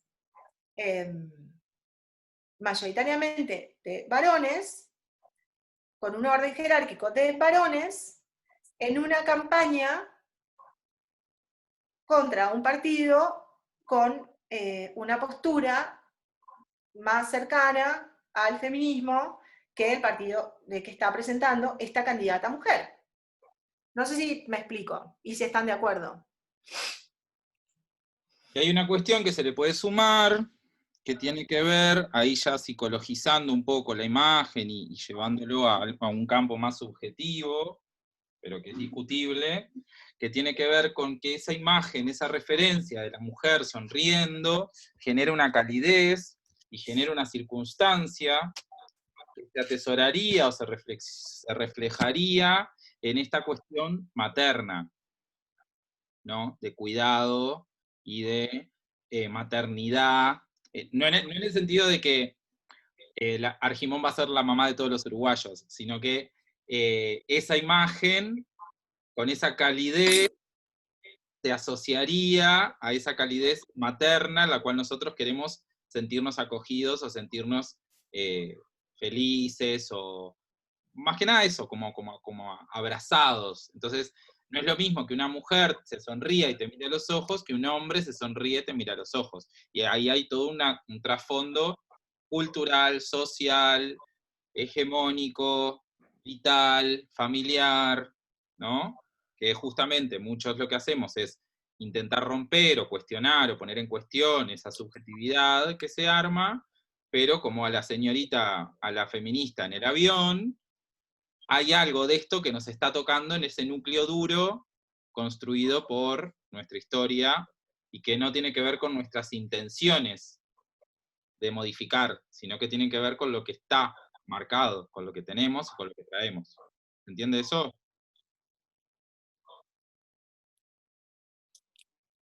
Hablen. ¿Puedo decir algo? A mí lo que me pasa con la figura gracias. Debo contar algo que yo sé que no aporta, pero que no puedo dejar de verlo. Para mí Argimón en las fotos, cuando sale a medio sonreír, es igual a Spike. ¿Se acuerdan el vampiro de Buffy? Bueno, entonces me lleva, no sé por qué, me parece que tiene rasgos, es idéntica. Entonces me genera, no puedo dejar de verlo a él. ¿Y qué pasa? Me genera como que tiene rasgos muy varoniles. Entonces es como que, bueno, sí, está esta mujer, pero tiene ciertos rasgos, o las imágenes, o como sale también dentro de esa tradicionalidad o formalismo que propio de la corriente donde viene también, y bueno, lo que de esa tradición me lleva a que es una mujer, pero ¿cómo explicarlo? Es como la mujer rubia, pero a la vez con rasgos fuertes y con una cuestión de esta cosa, esta chaqueta, está todo recto, ¿no? Ya que Y estos rasgos varoniles que... Todo se escucha acá, todo. Cuídate, Noelia, acá se... Bueno, ay, no, me muero. Me mandan el dealer. Todo. Si no estoy el miércoles me van a buscar a algún lado. Entonces, nada, me genera como que veo una mujer, pero no del todo, en la foto. ¿Me explico? Claro, por eso tampoco es extraño, porque es un cuerpo, y esto también tiene que ver con la corpósfera, ¿no? Porque ella, no sabemos cómo es en su vida privada, pero en su carrera política está inserta en este espacio, en esta semiósfera de un partido donde no es admisible ni posible que haya comunicación ni semiosis si ella fuera Graciela Villar. O sea, no tiene espacio de articulación. Entonces, eso que vos ves es absolutamente cierto y es absolutamente lógico, porque ella está inserta en ese espacio. Entonces, ella es una feminista, ok, pero es una feminista inserta en este espacio complicado para ser una feminista, ¿no? O sea, en principio, digamos, no es el mismo espacio, esto lo hablábamos con Fabricio también, no encontré fotos de campaña, pero no es el mismo espacio, y si ustedes ven, la comunicación también está formulada con relación a los cuerpos de una manera muy diferente a como puede ser Daniel Martínez abrazado con Graciela Villar, esa cosa de la publicidad del Frente Amplio, que era como más de uno colgado del otro, colgado en la mano, o sea, una cosa de la gestualidad popular, de la apertura del cuerpo, de la ropa común y corriente, o sea, porque eso comunica el espacio semiótico donde nos estamos moviendo todos, ¿no? Entonces, si Luis Lacalle Pou sale con el mate y el termo, es una forma de decir algo diferente de si Mujica sale con el mate y el termo, porque el mate y el termo no significan lo mismo para uno que para otro. Cuando quiero decir no significan, no quiero decir que para ellos no sea igualmente importante, sino que para el resto, para los que miramos eso, ese objeto agregado al cuerpo es otra cosa. Es lo mismo, pero otra cosa, porque está en otro sistema. Entonces, los signos en la producción de sentido están insertos en sistemas, se relacionan diferente. Por eso es la semiósfera que funciona diferente en función de cómo es ese núcleo, cómo es esa periferia, cómo es la frontera. Entonces, podríamos decir que de pronto la semiósfera del Frente Amplio los cuerpos femeninos están más libres, o que el núcleo es menos duro que en un partido tradicional, que no ha tenido representación femenina, que no tiene una historia femenina donde se admitan cuerpos femeninos, digo femeninos para no estar, o sea, ¿no? Ustedes me entienden. Más libres, digamos, de presentarse tal y como son. Nato, Natalia, lo que pusiste en el chat, si querés decirlo, así lo problematizamos. ¿Yo? ¿Hola? ¿Sí? Te escuchamos, mi amor. Ah, perdón, porque estoy haciendo otras cosas mientras escucho, perdón. Sí, no, esto del el estereotipo, esto que decía, ay, estoy muy mal, perdón. Claudia. Perdón, Claudia. Del estereotipo también de, por ejemplo, Graciela Villar, bueno, ella también hubo todo un tema con el título y todo eso, pero decía que era psicóloga social o de las profesiones y los estereotipos que también tenemos de las profesiones, ¿no? De cómo uno se presenta, hasta de las facultades, de dónde viene, si es pública, si es privada, ya hay como todo un estereotipo, ¿no? Entonces, la mayoría vienen no, creo que son todos de abogados, ¿no? Y del estereotipo de traje, bueno, esto también lo decían ellos, gente de bien, gente derecha, gente, no sé, como el estereotipo de abogada, como es Beatriz, de vestirse escribana. bien. Escribana. ¿Cómo? Escribana, bueno, facultad de Derecho. Eso quería decir. Pero ahora, Nato, tienes que hacer cómo habla Beatriz Argimón. No, eso no es, eso es. Estamos en otro contexto, me sacaste de mi Dios. Porque Natu es una buena imitadora de gente, y si te escucha un par de veces, a veces te saca. Bueno, pero capaz que hay gente que votó a Beatriz, entonces, No, pero a ver. Pero igual, independientemente de lo ideológico, son lecturas semióticas. Claro. Es un análisis semiótico. Y otra cosa también que yo aprendí con la semiótica y el análisis del discurso, que es como otra variante de la semiótica, donde analizamos lo que pasa con los discursos, que son todas las producciones de sentido, los textos, las frases, las cosas que decimos, es que los estereotipos no son necesariamente algo malo. Los estereotipos son géneros. Los géneros son semióferas, núcleos de semióferas, que nos sirven para definir cosas, ¿no? O sea, es un género. El género femenino, género masculino, no es solamente género, o sea, no es la única descripción de género, y tampoco es como dice mi amiga Dalila, es una tela, ¿no? O sea, hablamos de telas, no, hablamos de géneros. Un género es ese núcleo de una semiósfera que dice, ¿qué es lo mínimo, lo básico que tiene que contener algo para hacer algo?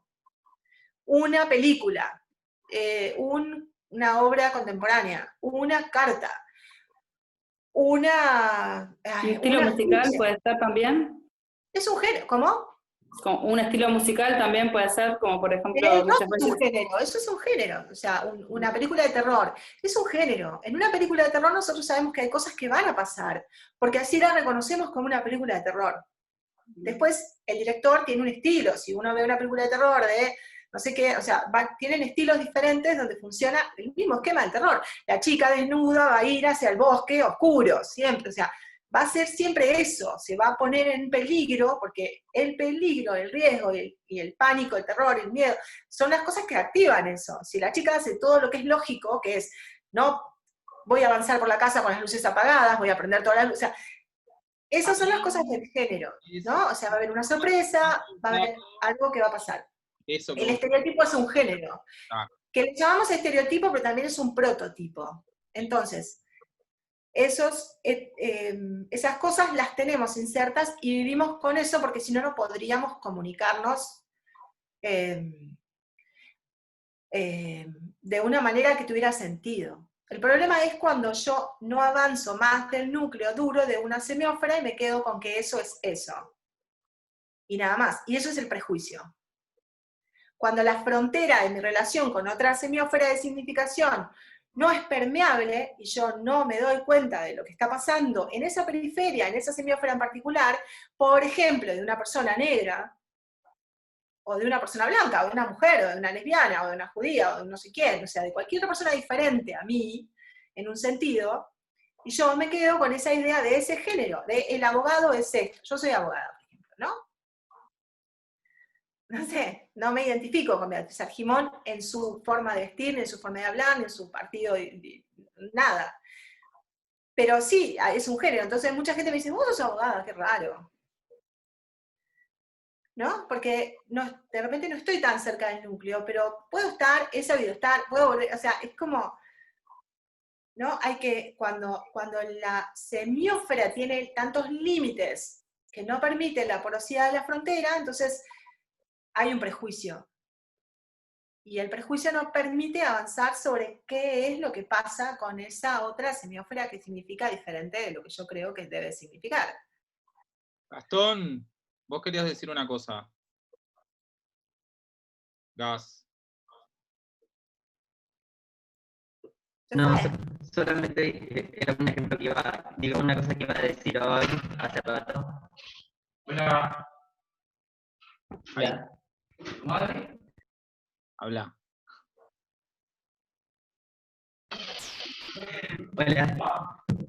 ¿Me escuchan bien? Más o menos.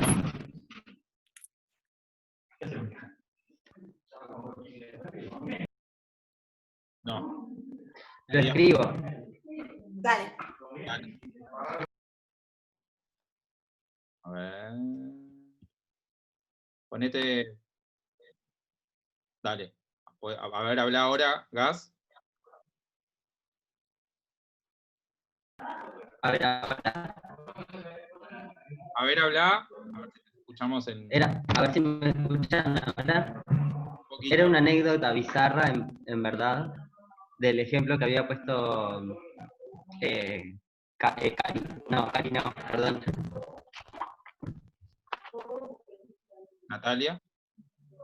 No, Carla. Carla. De la lista que había puesto, porque yo maquillé para la 609 y fue como súper distendido. Entonces era como un ejemplo bizarro que quería poner mientras estaba contando. Pero levanté tarde la mano. Sí, por eso. Sorry. Hay que maquillar esa lista. ¿Vos maquillaste a esa foto? ¿A la gente de la foto? Al revés, para la 609. Ah, es otra lista. La 609 es la. Ah, la 609. Claro, para el frente. Ok. Sí, estaba como... Pero me dio muchas gracias, mientras hacías el análisis. ¿Por qué? Porque yo había estado del otro lado, ¿entendés? Ah, claro, sí, bueno, claro. Eso porque sabemos que hay operaciones que vemos y operaciones que no vemos. Es básicamente para eso, es un análisis también como súper básico y limitado, como para empezar a familiarizarnos con ese tema. La otra imagen que les traje es esta, de esta película. Entonces, la idea también es trabajar sobre lo que vimos hoy y revisar en esto de las operaciones semióticas, de comparar cuál es el escenario semiótico que está planteando esto, porque tenemos cosas que estos niños tienen en común y cosas que obviamente no tienen en común, y no desde un lugar de resultados, ¿no? Sino para poder desgranar lo que está comunicando esta imagen donde hay dos niños que son como de una misma semiósfera, porque son dos niños de género masculino, que los dos están sentados, que los dos están mirándose de frente, casi que con la misma actitud, y después hay fronteras y límites que están como trazados por otros elementos que no son solo los cuerpos, o no son solo la postura corporal, sino otras cosas que están pasando también ahí. ¿no? Que están estableciendo relacionamiento de frontera, que si quieren me lo pueden ir contando.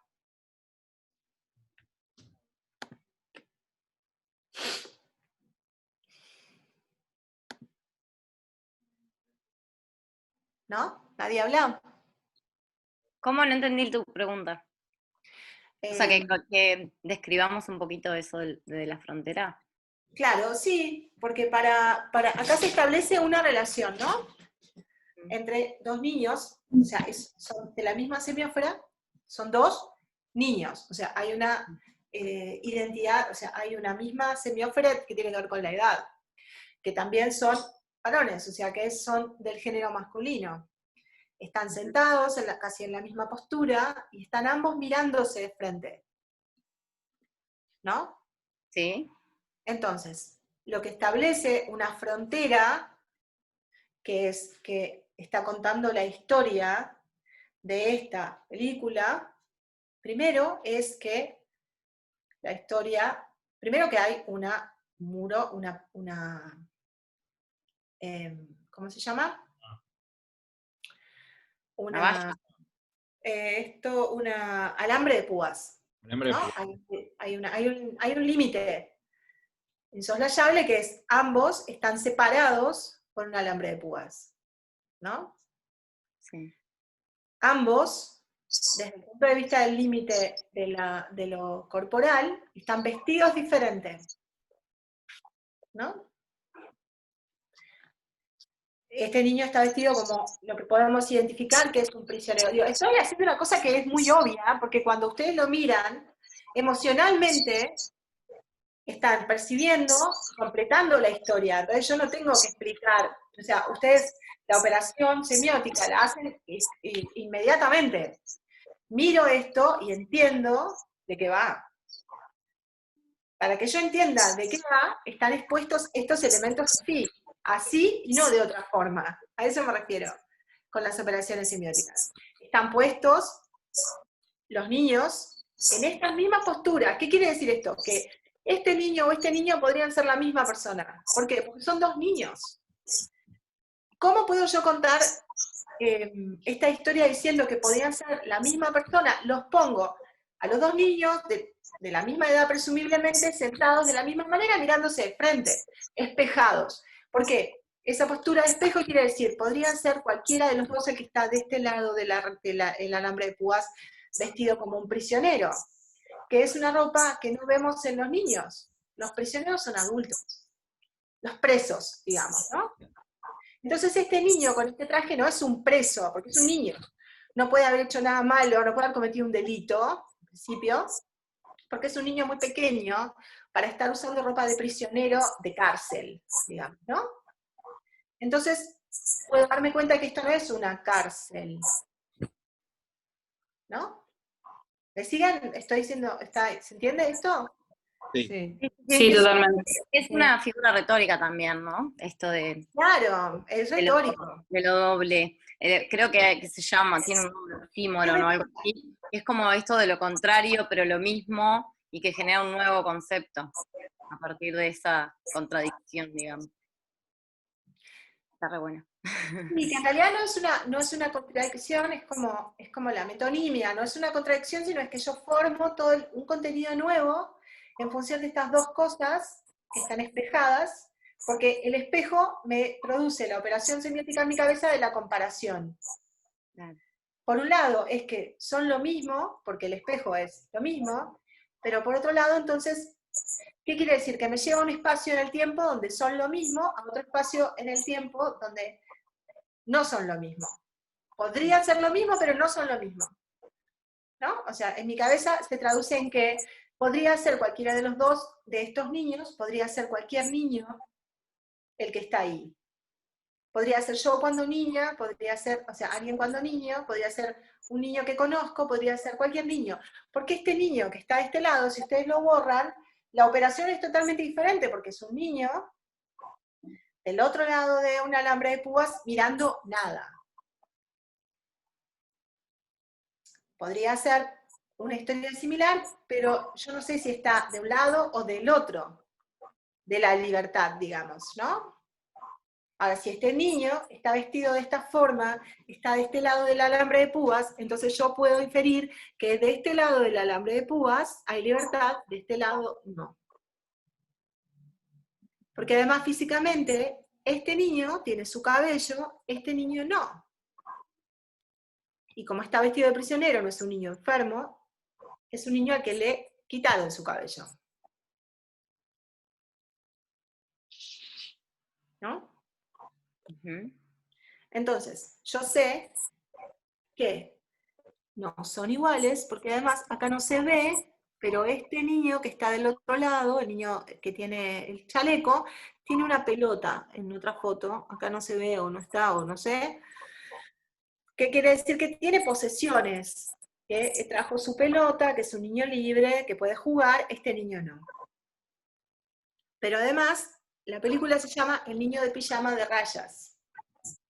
Entonces no está contando los dos niños, está contando la historia de este niño visto desde el lugar de este niño. Que como es un niño, infiere que esto es un pijama de rayas. ¿La vieron la película? No, No lo puedo creer. Está en Netflix. no tengo Netflix, pero la voy a buscar. Sí, la vi. Bueno, mírenla. No pueden no. Yo la conocía, pero no la había visto. Miren esta película. Miren esta película desde varios puntos de vista. Lo pueden mirar desde este lugar. Es una película fuerte, es una película intensa, es una película que tiene un montón de cuestiones. Es muy linda, es muy dulce, pero es muy amarga y es muy triste. Entonces está bien interesante que la puedan ver. No la vean si están tomando medicación antidepresiva, ni las dejó alguien, o no, ahí no. La ven después. ¿Tienen todos sus traumas en el post-trauma? Después del post-trauma, ahí me la miren. Me avisan y yo se las mando. Cuarentena, sí, claro. Bien, Entonces, dale. ¿qué? Terminá No, ahí otra cosa. ¿cómo? Terminá ahí la idea, que quiero mostrarles otra cosa. Nada, nada, esto es básicamente también un somero análisis semiótico de una imagen. La otra cosa que quería también traerles es otro análisis, pero de un texto, de una frase que también nos reímos mucho. Es verídica, es algo que me contó una persona que conducía un remis o un taxi, no me acuerdo. Eran dos mujeres que iban en ese coche, en remis o taxi, no me acuerdo, y pasaron por la playa Ramírez, en verano. Entonces una le dice a la otra, mirá, fulanita, esta es la playa Ramírez, ¿cómo está llena de gente? Con razón no viene nadie.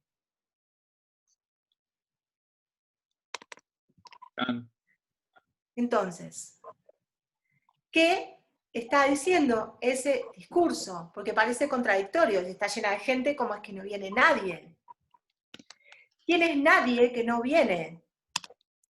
Nadie como ellas dos.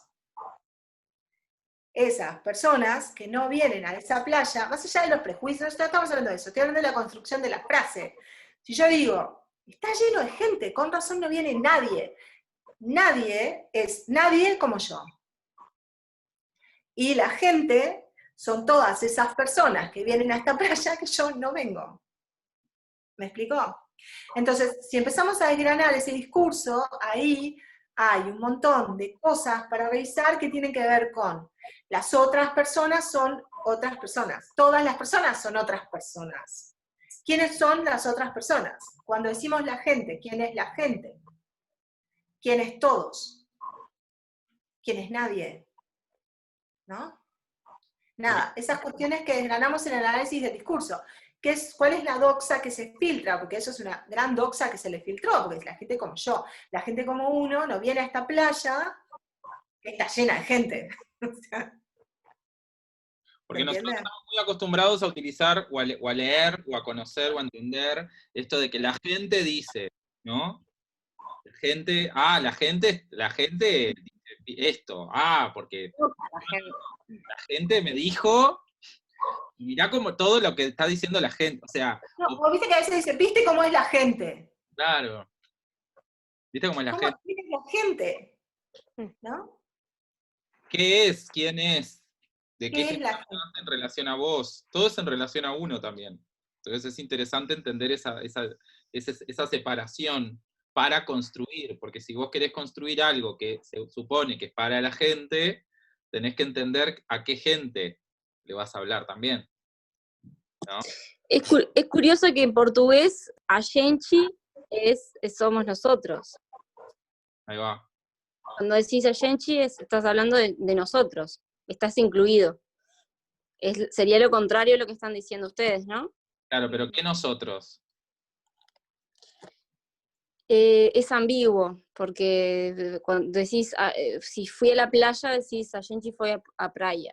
Entonces, a gente fui yo sola o con alguien, no distingue. Claro, pero lo que pregunto no tiene que ver con distinguir si es uno o muchos, sino que a qué se refiere con estos otros, La gente, esa gente. claro. Porque Ujú. justamente en la frase no viene está lleno y no viene gente, o no viene nadie, tiene que ver con una identificación de eso, de no viene nadie como yo. Claro, como Claro, yo. pero eso también Diferente. eso es bien interesante, que también se estudia la semiótica y la lingüística, y en los cruces en los idiomas, porque por ejemplo, Bakhtin es uno de los autores que piensa que nos construimos a través de la forma en la que está dada nuestro lenguaje. O sea, somos como sociedad también de alguna forma resultado de esa manera en que articulamos nuestra forma de pensar. Entonces, Brasil, o en Brasil los brasileños son también resultado de eso, de a gente, que determina el pensamiento de lo que somos nosotros o no somos nosotros, que no quiere decir ni más bueno ni más malo, quiere decir que eso es una forma de pensarse como colectivo, como si en el inglés no, hay más hay neutros que nosotros no tenemos. Entonces, evidentemente hay formas de construirse que son diferentes y conflictos que se van a dar en la comunicación y en la semiosis, que son, ahí va, que son diferentes a los nuestros, que somos hispanoparlantes. Hispanoparlante. Oye, chico, ¿qué es eso? A ver. Semiótica, porque capaz que nadie sabe qué carajo es esto, pero ¿qué pasa ahí? Prueba, escrito sorpresa.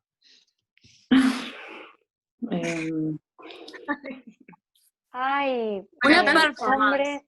Hombres, son todos hombres. perfecto. Importantísimo que se hayan dado cuenta que son todos hombres. ¿Qué más?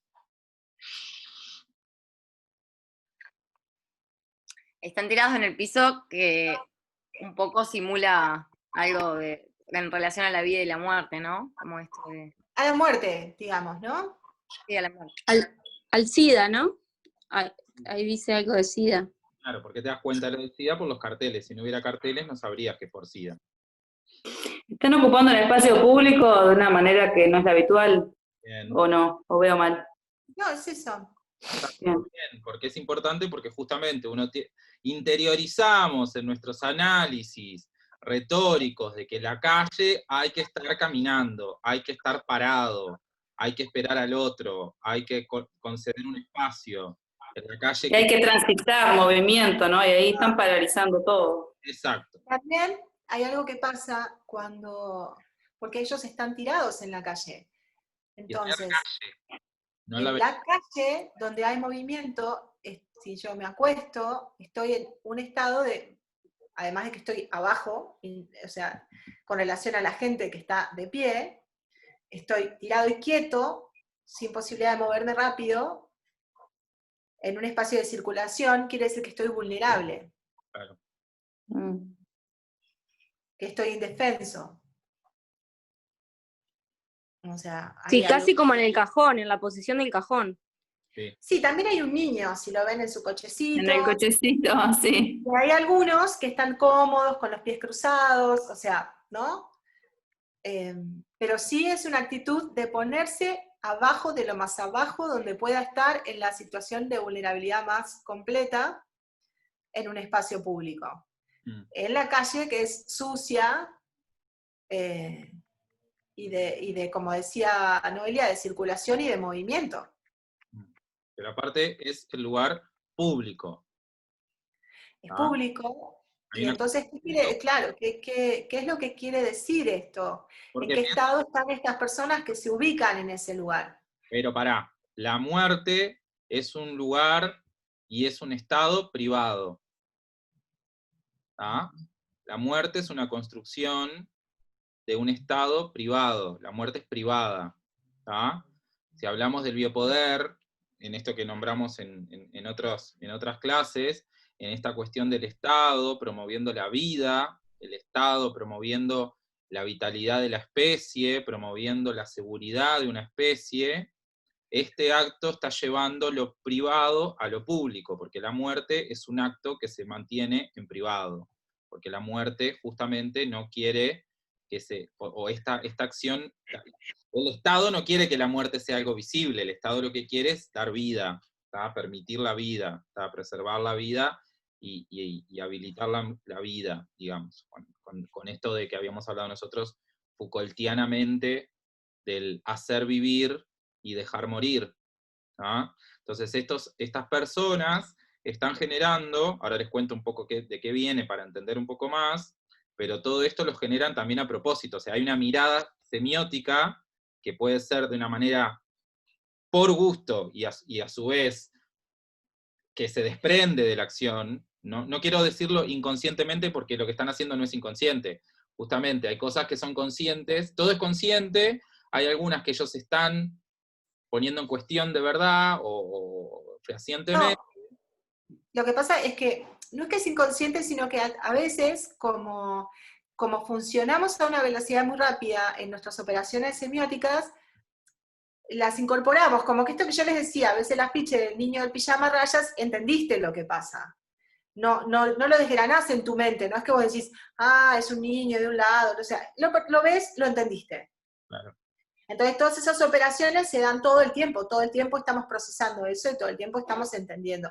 Y todo el tiempo sabemos que si hacemos esto es un resultado, o sea, lo tenemos incorporado. Entonces puede ser que sea, no es más consciente, sino más advertido o más considerado con detalle, o no, pero siempre es intencional. Claro. Entonces esto es un grupo de gente liderado por Larry Kramer y por otras personas, porque justamente eran una mezcla entre artistas y activistas, y que se llamó ACT UP, que ACT UP en español la traducción sería levantate, o sea, un levantate de levantate y llévate puesto, levantate y hacé. Un levantate con una acción, no es un vamos a levantarnos, es como levantate para caminar, levantate para hacer, levantate para activar. Y esto surge a partir de la pandemia del SIDA en Estados Unidos, cuando Reagan, y en la época de Reagan, y en una época determinada histórica de Estados Unidos, se cortaron la medicación en realidad son los recursos para la investigación sobre el tema, ¿tá? Porque justamente en este momento estaba recién manejándose la existencia de este virus, entendiendo cómo funcionaba, entendiendo a quién atacaba, y de alguna manera se utilizó eso para, como una presión pública, y lo que hicieron desde el poder fue básicamente echarle la culpa a los gays, a los hombres homosexuales, de esparcir la enfermedad, y que era una enfermedad de ellos, que solamente era de ellos, justamente. Entonces estos artistas y estos activistas lo que hicieron fue levantarse y hacer visible la situación de la comunidad, pero es importante aclarar que es la comunidad de hombres homosexuales, o sea, hombres que estaban con hombres, ¿tá? Que ellos mismos decían que públicamente se presenta la enfermedad como una enfermedad solo de los gays, que los hombres heterosexuales y blancos con poder no la podían tener, que las mujeres no la podían tener, que claramente sabemos que no es así, que cualquiera puede tenerla, en cualquier contexto, en cualquier circunstancia, incluso en la circunstancia esa de ellos, Estamos hablando de los 80, 90, ¿ah? O sea, son unos cuantos años. Entonces lo que hacían ellos eran generar estas acciones que no eran tomadas como acciones artísticas, eran acciones de activistas, pero que nosotros, mirándola desde estas ópticas, las podemos relacionar con esto de lo performático también, justamente porque es una acción que genera un símbolo, un significado, y cómo se lee ese significado a través de esto que estamos haciendo con Clau, y de alguna manera de descoser esta madeja, ¿no? De sacarle y construir como una telaraña. Me gusta la metáfora esa, de que es una gran madeja, que de ahí se construye una telaraña, porque no es que se construyen cosas separadas, sino que se construye algo que vuelve a estar unido de otra manera. ¿Ah? Pero es interesantísimo el movimiento, lo que produce el movimiento en Estados Unidos, y que esto es el disparador de muchas de las acciones que la comunidad después amplifica, sumado a lo de Stonewall, sumado a otras historias, que después en otro momento, si quieren, las contamos, que ya las contamos también, que le dan pie a los movimientos sociales, a los movimientos que hoy en día luchan y siguen luchando por los derechos humanos de las minorías. Pero en ese caso puntual, y en este caso puntual, hablaban de esta supuesta minoría de hombres blancos gays, que estaban con hombres. Una cosa, Fabri, si yo mirara, por ejemplo, solo la imagen bueno, no tuviera en cuenta esto que estás diciendo, es como que también me saltan como dos cosas, ¿no? Uno, eso que vos decís, que no veo negros, por ejemplo, acá a simple vista, igual en el celular, que no es menor, porque también, si bien, bueno, pueden estar dentro, hay muchas cosas transversales a eso, lo trans que hablábamos hoy, ¿no? Sí. Y otra cosa, el espacio público, si bien toda esta cuestión de la parálisis y la postura y todo que están generando en un espacio de tránsito, pero también hay hablando como esto de la doxa, ¿no? El espacio público históricamente es como que ha sido reservado siempre para los hombres, son los hombres los que primero pueden intervenirlo, y muchas veces por eso las mujeres en estas cuestiones así también, a veces para reclamar cosas o lo que fuera, o hacerse notar, salen al espacio público con este tipo de actividades, como porque justamente están relegadas al espacio privado, ¿no? Y Claro. entonces como, claro, pero claro, como vos decís, es un disparador de muchas cosas que vinieron después, pero también hay parte de esa doxa cuando veíamos la foto de una, ¿no? Sí, Me da la sensación. sí, sí, totalmente. O sea, Y esto también es súper interesante lo que vos decís, con algo que también se ha estudiado, que es en las manifestaciones de mujeres que si bien empezaron más allá de las manifestaciones que tienen que ver con el sufragio, que empezaron en Estados Unidos en los años 20, 30, 40 y en otros lugares, luego tuvieron que ver con el aborto, el hecho de que las mujeres se desnudan en el espacio público y empiezan a tomar el espacio público en tetas, pintadas, o sea, pero que hay una cuestión de sacarse la ropa y los corpiños en particular, y desnudarse en el espacio público, que es algo que no pasa con la masculinidad que toma el espacio público, porque es como vos decís, de qué manera los cuerpos se hacen presentes en el espacio público, además de tomar el espacio público por número, cuando no somos suficientemente como en número, entonces las mujeres se desnudan en el espacio público, ¿no? Que es como algo que es bien diferente de las manifestaciones, como vos decís, de otras minorías de masculinos en el espacio público. ¿No? Porque el cuerpo femenino también tiene otra semiósfera y otros contenidos, donde el desnudo femenino tiene otras lecturas y está mucho más presente en un montón de otras expresiones de sentido de la cultura popular, no solo en el porno, de la promoción, o sea, en todo. Entonces, el desnudo en el espacio público es otro elemento que se trae tiene otra significación. Entonces, esas relaciones son bien interesantes de observar, porque tienen mucha información sobre lo que se trae. Hay una cosa que también yo siempre cuento de lo que pasa con el espacio público y el lenguaje, que yo tengo amigos chilenos, he viajado mucho a Chile, y una vez me pasó que los carabineros detuvieron a unos músicos que estaban cantando en una plaza, vieron y se lo llevaron, ¿no? Entonces yo le pregunté a unos amigos, ¿por qué se lo llevan? Están ahí cantando, y estaban cantando a la gorra. O sea, tampoco estaban cantando mal, ni estaban gritando, estaban cantando con su guitarra. Es una cosa re normal de caminar por la Ciudad Vieja y ver a un artista callejero haciendo música en el espacio público. Y entonces mis amigos me dijeron, no, lo que pasa es que no pueden, porque no se puede lucrar en el espacio público, porque la calle no es de nadie. Entonces yo, desde mi semiósfera uruguaya, dije, no, la calle es de todos. ¿Cómo que la calle no es de nadie? La calle es de todos. Y entonces ahí empezamos a trabajar en cómo la significación del lenguaje y del el discurso y de las cosas que vamos repitiendo culturalmente nos van construyendo, porque en una sociedad como la chilena, conservadora, con una dictadura, se quiere mucho más terrible que la nuestra, con un espacio político filtrado por elementos de la dictadura que todavía se sostienen, partidos políticos y la iglesia y un montón de cosas, ¿qué pasó? El espacio público no es de nadie. No era de nadie. Entonces ahora, si ustedes han visto, en los últimos años, todo lo que pasa en Chile tiene que ver con tomar el espacio público, que no era de nadie, y ahora es de la gente. Claro. Entonces eso que para nosotros es normal, porque crecimos viendo que el espacio público era de todos, y es el espacio donde nos manifestamos legítimamente, ellos tuvieron que construirlo ahora.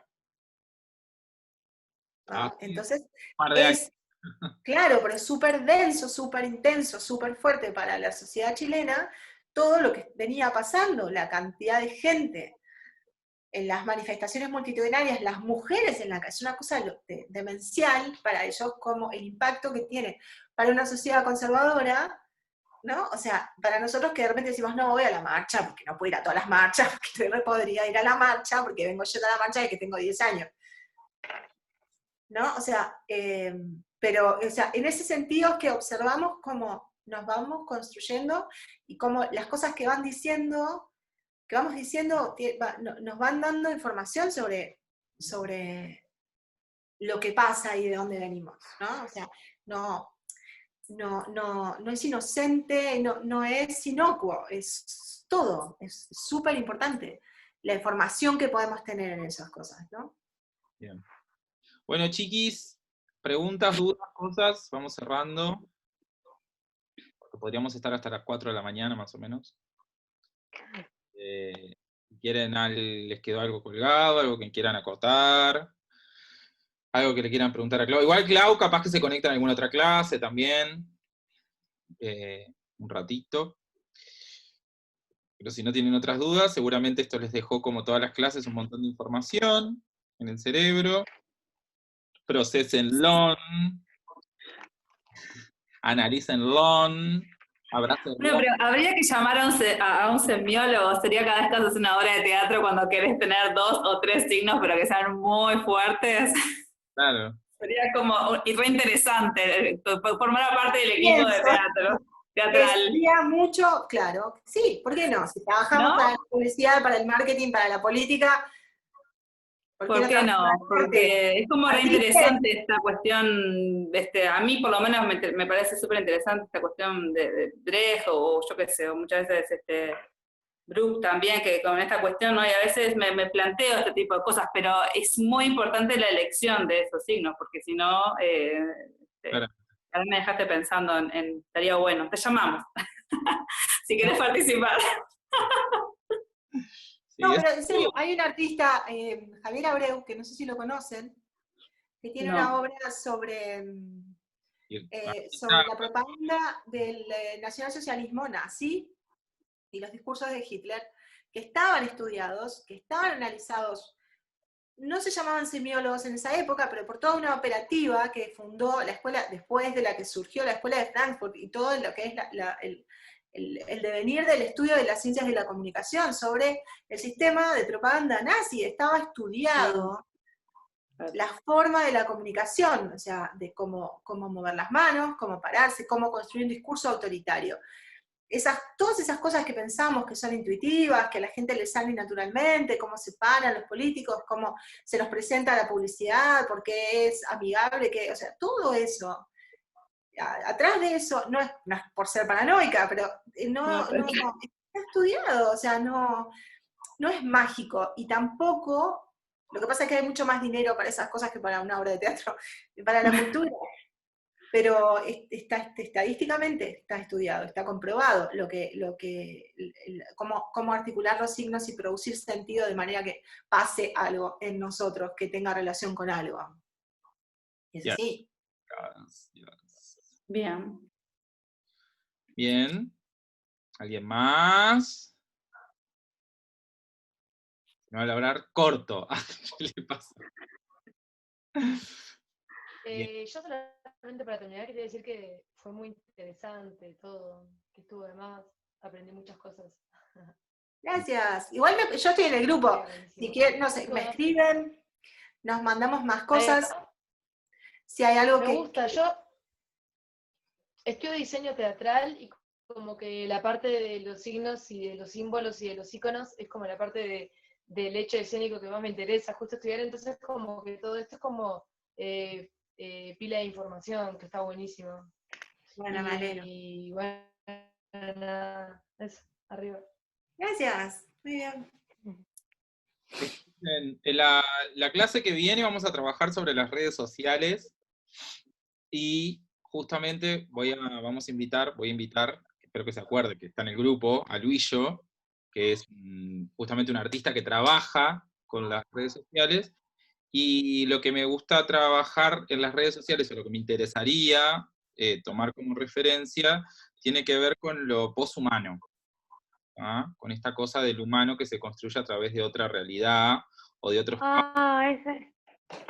Yo lo he dado en el liceo a veces, o sea, el tema sobre... Bien.